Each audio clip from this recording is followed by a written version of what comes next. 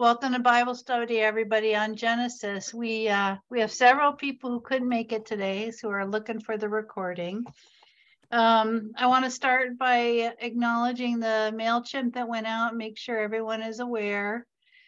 Chuck went back into the hospital on Sunday. And yesterday, early afternoon, he and Chris made the decision to pursue palliative care. And that means he's not going to be leaving the hospital. They're going to make him comfortable there. And so, as you can imagine, it's really, really hard on Chris right now. And the whole family, the kids have been there. And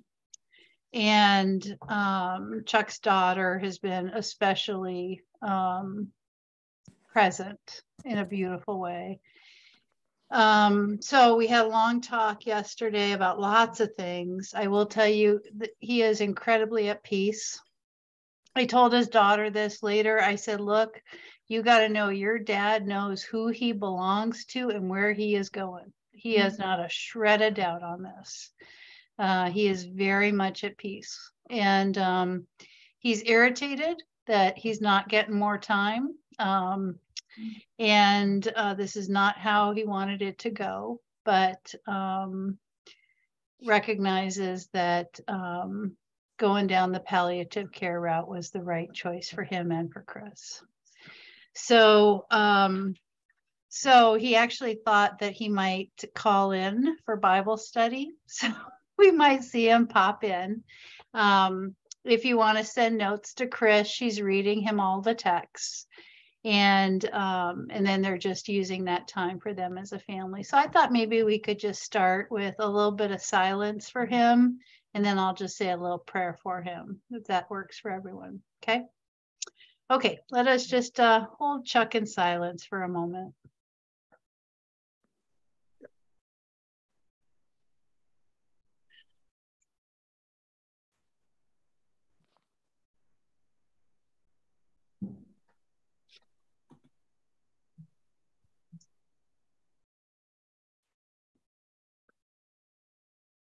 Loving and gracious God, we lift up your beloved Chuck.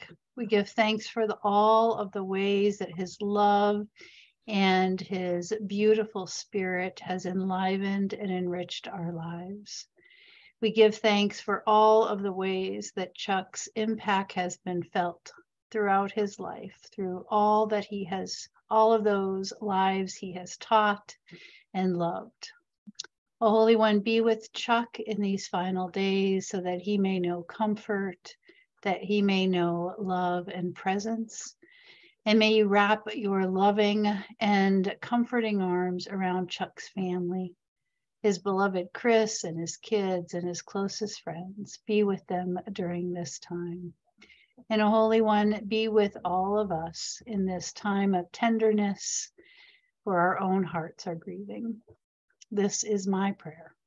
This is our prayer. Amen. Good to see you, Paul. Sorry, I was a bit late. That's okay. Good to see you, Marie. Okay, let me go ahead and share my screen. Chuck? Go ahead, Meryl. Go ahead, Paul. What happened to Chuck? Chuck is in the hospital, and they have gone down the route of palliative care, so he's not coming home. Yeah. They think actually what happened was it was his chemotherapy that caused the deterioration in his lungs. And he said he knew that, and that was a risk. He was fully informed, and he made the decision to pursue that chemotherapy. So he knew what he was getting into. So, yeah. I'm sorry to hear that. Yeah. Let me go ahead and share my screen, and we'll dive into this one. So we're into Isaac this week. We've been through Abraham. We're now stepping away from Abraham into Isaac. So where'd we leave off? God created the world. Big flood came. God started over. Abraham formed a covenant with God, and Sarah had died. So when we ended, Abraham was still alive, but Sarah had died. Before we go on, there's a couple things I wanted to share with you. I came around upon this quote about Lot's wife that I wanted to share with you that I thought was so beautiful. The story of Lot's wife begins in Genesis 19 after two angels arrived in Sodom and were invited to spend the night at Lot's home. As dawn was breaking, Lot's visiting angels urged him to leave his family and flee so as to avoid being caught in the impending disaster for the inequity of the city. The command was given, flee for your life. Do not look behind you lest you be swept away. While fleeing, Lot's wife turned to look back and was turned into a pillar of salt. Lot's wife was emphatically told not to look back, but she did. I love her for this. It was so human. There is hardship, tragedy, heartbreak, and suffering in our world every day. We turn a blind eye, conveniently not notice, and find all kinds of rationalizations for turning our heads.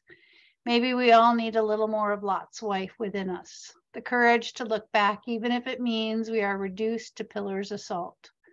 Jesus once said we are to be the salt of the earth. I wonder if he had Lot's wife in his mind. Lot's wife looked back, and I love her for that. It was so human. Today I carry her in my heart. I will not be told to look the other way. I will not walk away from the suffering of my world. I will embrace my humanity that cares and weeps. I will be the salt of the earth, even if it means I am reduced to a pillar. Thought that was beautiful. Okay, something I want to talk about. I really do want to connect these ancient stories with what's happening in the world right now. So I want to talk a bit about the Dome of the Rock. We talked a little bit about this last week. So the Dome of the Rock is a mosque. It's on the Temple Mount. In Arabic, it's known as Qubat al-Sakir Mosque. So it's the top of the Temple Mount. It was built in the late 17th century. It is the oldest Islamic monument. Now, it is an incredibly sacred space to Muslims for several reasons. Primary is the rock above which the dome is constructed is the spot from which apparently Prophet Muhammad was taken up into heaven for an encounter with God. That is where it happened. That stone is also believed to be the foundation stone. The foundation stone is the stone on which Jews believe the world was created. It is also the stone identified with the story of Abraham and Isaac's sacrifice. It's all the same stone. Okay, so that's what's inside the Dome of the Rock. That's the rock they're talking about when you hear Dome of the Rock. So this is the mosque on top of the Temple Mount. And here's what it looks like inside the mosque. So inside that dome at the bottom, that's the rock. So last week, that whole story about Abraham and Isaac, this is the rock that apparently Abraham was intending to sacrifice Isaac on. This is what it looks like inside the mosque. Only Muslims can go in the mosque now. You can't touch the rock, but this is what it looks like. Here's it from another angle looking down. So when you hear about the Dome of the Rock as kind of a center point in some of the battles that are currently going on in the Middle East, I want you to understand the context of how it takes us all the way back to Genesis and what that rock is. So for Jews, Christians, and Muslims, it is the rock that ties us back to the sacrifice of Isaac's story. That's what the Dome of the Rock is. Again, here's what it looks like on the Temple Mount. Way on the left over there, you can see the western wall. I'll show you another picture. This is the Temple Mount, right? So that's where that rock on Mount Moriah, the mosque is built over it. Here on the left-hand side, you can see the Temple Mount a little clearer. Those are what are believed to be the rocks from the original temple that Herod built. So those are the only remaining rocks that are visible, and that's where that's the holiest spot for Jews is the western wall, the remaining wall of the original temple. So you can see how close it is to the Dome of the Rock. So the interesting thing is, Jerusalem is all under Israeli control. The Temple Mount is all Muslim. So the Muslims control both of those mosques up there. There's the mosque where the temple, the Dome of the Rock is, and then the other one on the right is another mosque.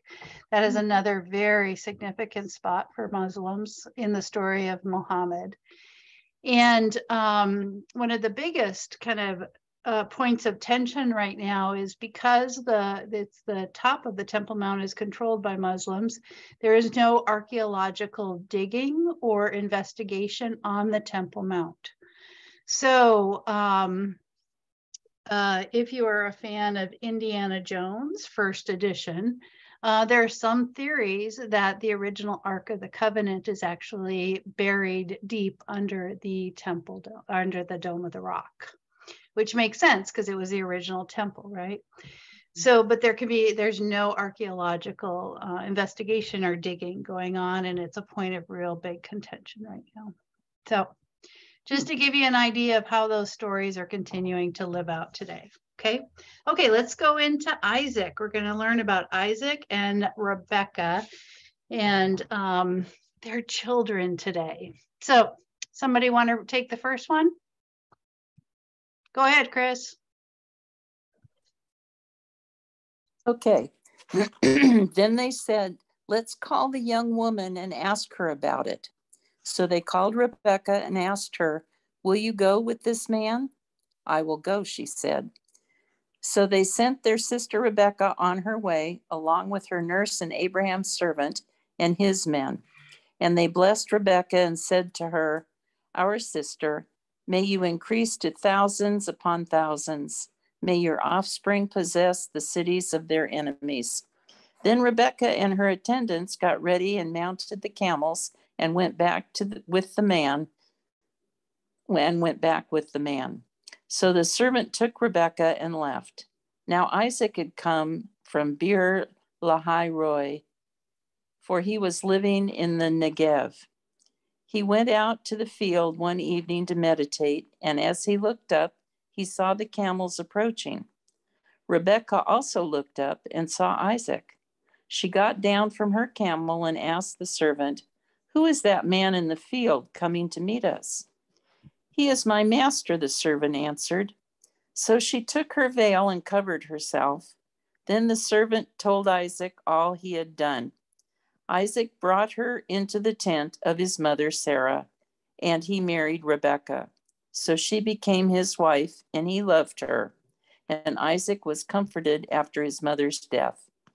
Thanks, Chris. Okay, so here's what happens. Now, chapter 24 is the longest chapter in Genesis. It goes on for a long time. Abraham is still alive, but he is close to death.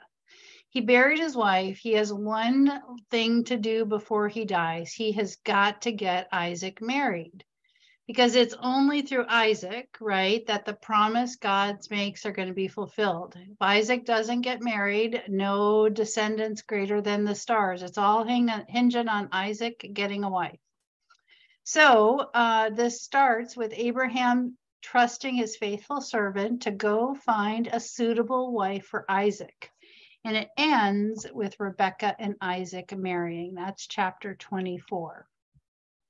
So Abraham sends his servant to his homeland, and he does not want him finding anyone where he lives in Canaan. He wants him to go to Abraham's homeland.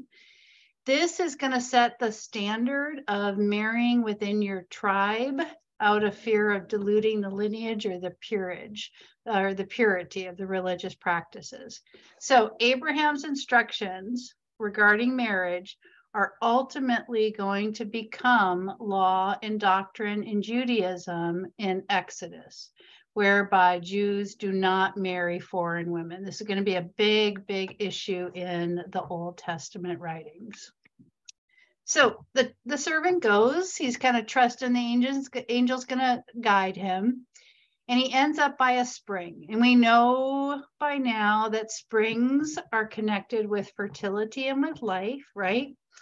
So the servant comes up with this test to see if any young woman is going to offer water to him and to his camels. If so, he knows it's a sign from God. Now, this is a big job. So camels drink 20 to 30 gallons in 10 minutes. So when Rebecca comes out and offers water to him as camels, she's offering to bring 300 gallons of water. That's the sign the servant's waiting for, that this is the woman for Isaac. Okay. So after she passed the test, the servant goes back to her village with her. She invites him to her mother's home, which is kind of unusual. And she invites him to stay at that home. And then the servant is going to arrange the marriage with her father and brother. Rebecca is going to leave her home and journey to her intended husband, Isaac. So she is the one who travels to the foreign land. Rebecca is the one who replicates Abraham's footsteps back to Isaac. Okay. Isaac sees his mail order bride coming and instantly falls in love with her. He is besotted, right? Rebecca's feelings are completely unknown to us. It is not spoken about through the rest of Genesis. All we know is that she comforts her new husband, who was very upset over his mom's death. That's all we know. Okay. This is a pretty funny quote I found about Isaac. In modern times, Rebecca and Isaac's family put the funk in dysfunctional. We know that Isaac is a mama's boy. He watched his father expel his older brother and stepmother into the wilderness. He witnessed his mother's anger, jealousy, and resentment toward Hagar and Ishmael. He'd heard the story of his father almost force his mother into adultery because he was afraid to be honest about being her husband. Isaac grew up in a dysfunctional family filled with tension, deception, and violence. His hope for a happy and healthy family are doomed from the start. And Isaac, is one of the patriarchs, right? But it's not a great story. It's not a great story. So let's hear a little bit about Isaac. Somebody want to read this one? I will. Go ahead, Marie. Abraham left everything he owned to Isaac, but while he was still living, he gave gifts to the sons of his concubines and sent them away from his son Isaac to the land of the east. Abraham lived 175 years. Then Abraham breathed his last and died at a good old age, an old man and full of years, and he was gathered to his people. His sons Isaac and Ishmael buried him in the cave of Machpelah near Mamre in the field of Ephron, son of Zohar the Hittite. The field Abraham had bought from the Hittites. There Abraham was buried with his wife Sarah. Okay, so here's what we hear here is that Abraham does take another wife after Sarah, has several more sons, but is going to leave everything to Isaac at the end.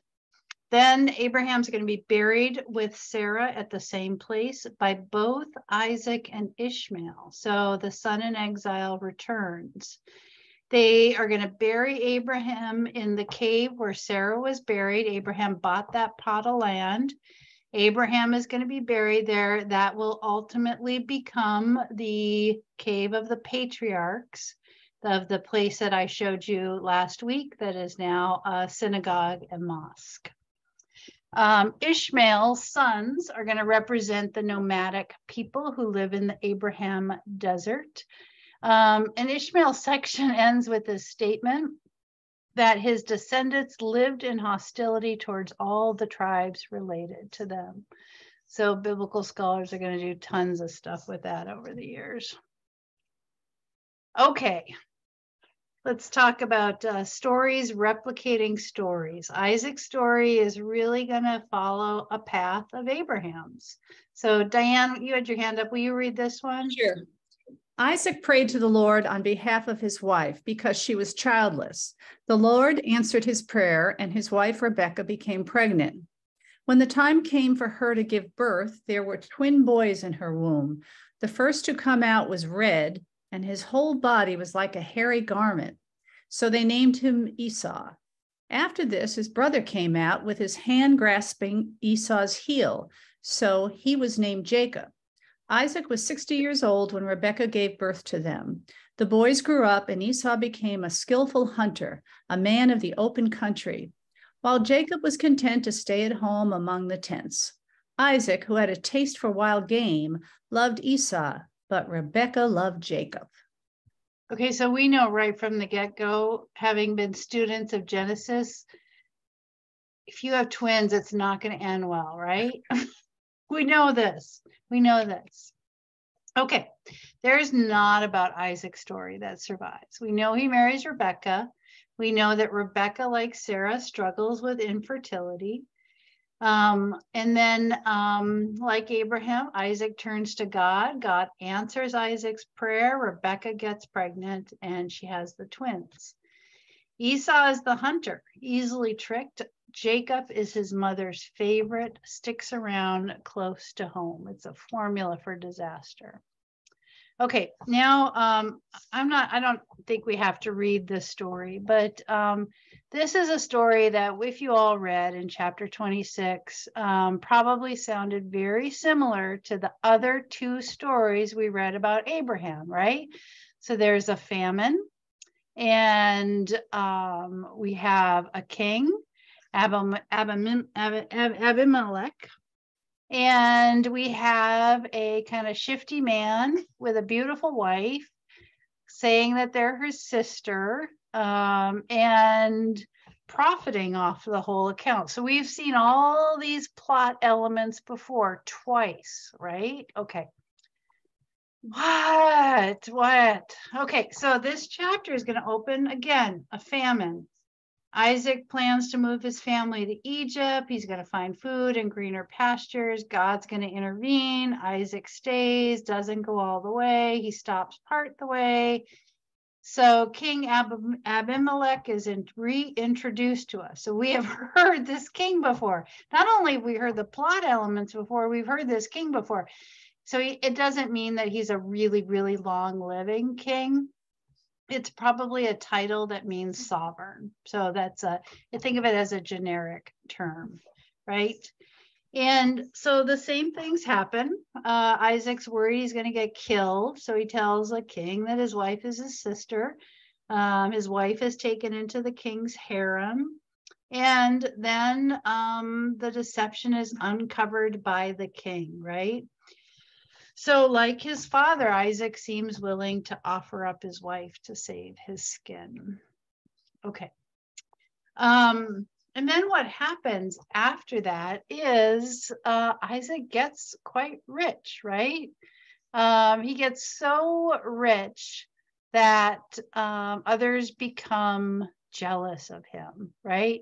And he becomes so rich and wealthy that the king says, move out of this area. You become too powerful for us, right? So same thing that happened with both of the other stories with Abraham. Isaac profits, right?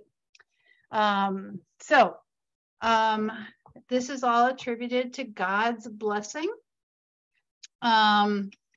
So here comes the big twist in this story. This is the big kind of dilemma. When you think about all of Isaac's kind of components of his story, the big plot points that anchor him are the sacrifice story with Abraham and this story at the end of his life, where his role in the conflict between his sons is going to launch the big conflict to come, and it's going to drive Jacob away. Okay, so let's spend some time on this one. Who wants to read this one?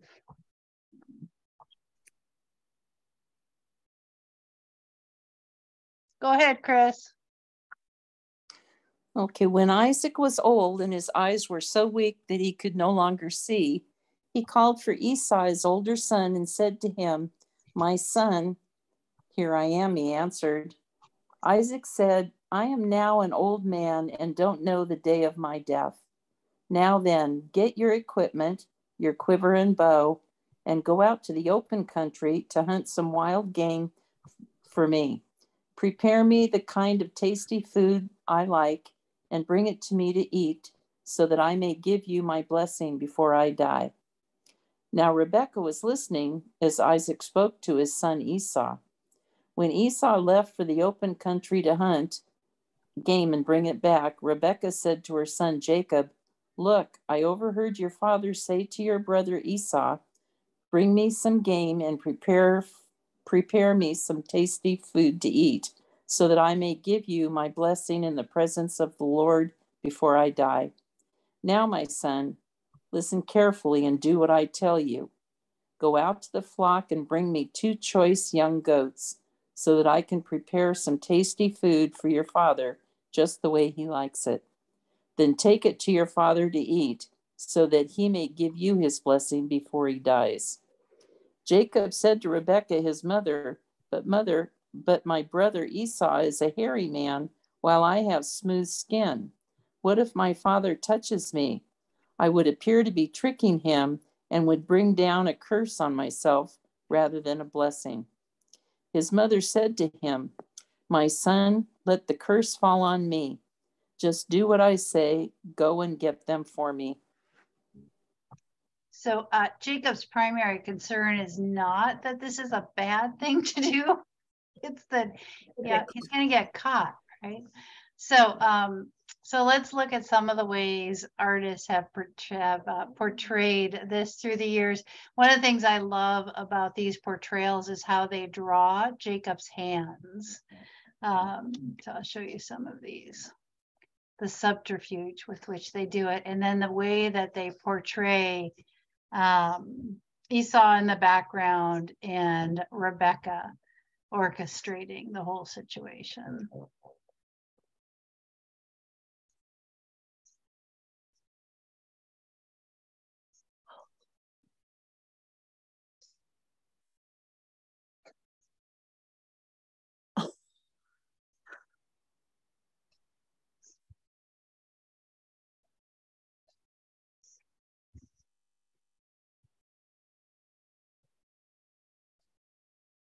Okay, so this is the big trickery.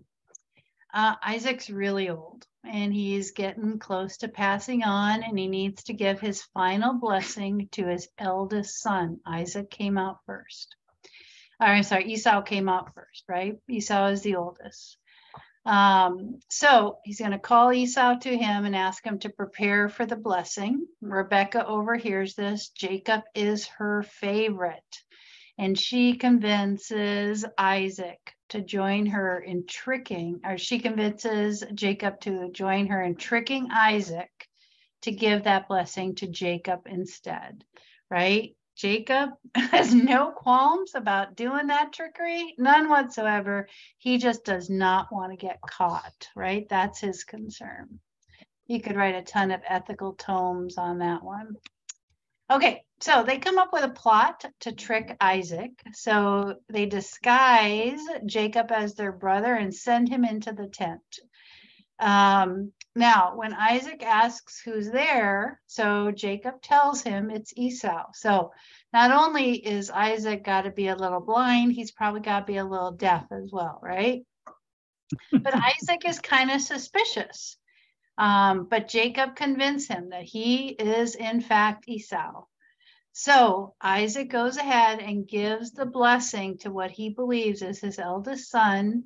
And that blessing is not just Isaac's blessing, it is also God's blessing. So it's a big deal what they did. So Esau, as you can imagine, is a little irritated, right? Okay, so will someone read this one? Marie, you want to take that one? Esau held a grudge against Jacob because of the blessing his father had given him. He said to himself, "The days of mourning for my father are near. Then I will kill my brother Jacob." When Rebekah was told that her older son Esau had said, She sent for her younger son Jacob and said to him, "Your brother Esau is planning to avenge himself by killing you. Now then, my son, do what I say. Flee at once to my brother Laban in Haran. Stay with him for a while until your brother's fury subsides. When your brother is no longer angry with you and forgets what you did to him, I'll send word for you to come back from there. Why should I lose both of you in one day?" Mm-hmm. So Rebecca's calling the shots, right? So Esau realizes that Isaac deceived him, right? Isaac explains he's gotten the blessing, it could not be taken back. So he gave the blessing, there's no undoing it, there's no take backs on these blessings. So what's done is done. So even though it was done deceptively, the blessing stands. Esau's first reaction is grief. He weeps, and then he becomes angry and resolves to kill his brother Jacob after his father dies, right? So Rebecca is gonna save her son, her favorite son, and she's gonna send him away. She's going to send him to her brother's house. So this is really important about where Jacob is going to go. So all we know about Jacob at this point in time is he's pretty shady. He had no problem tricking his brother, and he is going to have to go on the lam and get out of town quick, right? So he's going to have to go back to where Rebecca came from. Back to the land that Abraham came from, and he's going to have to basically fall on the mercy of Rebecca's brother, Laban, who is going to be a big character next week. Okay, let me just stop sharing right there and just check in. Anybody have any issues, questions, reactions about anything we covered? Go ahead, Diane. What I learned from this is crime does pay. Crime does pay, right? I mean, the deceiving, the lying, all of that, there's nothing wrong with that. I mean, I don't have very much respect for Isaac at all. Yeah. I mean, there's nothing redeeming about him. Didn't at the beginning of what we read, didn't he take his brother's birthright because his brother was starving? Esau comes back in from hunting and he's really hungry, and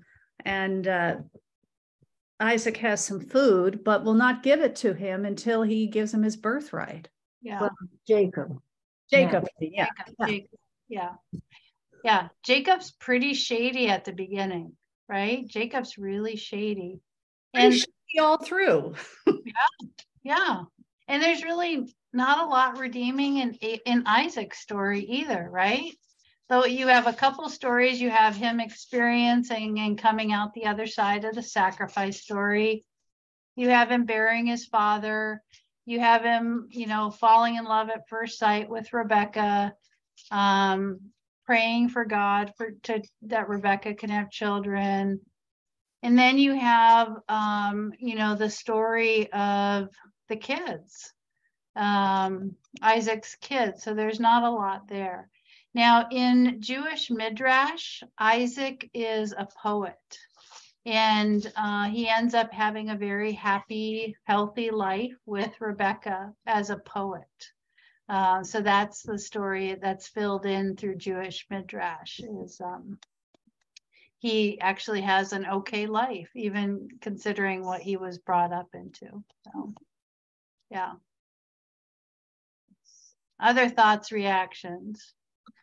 Fairy tales that's where the song fairy tales can come true. It can happen to you if you're young at heart. That's ridiculous. It strikes me as being a child's story, honest to Pete. Well, there's a long tradition and lots of faith traditions of filling in the gaps with imaginative storytelling. Christianity did it. I mean, you think of all the stories of Jesus as a child. Those are all creative imaginings of what he was like, right? We have a lot of those.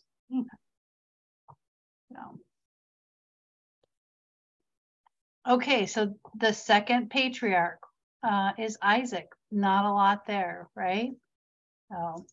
Okay, I'm going to send you into the group, And here's the question. Oh, hold on.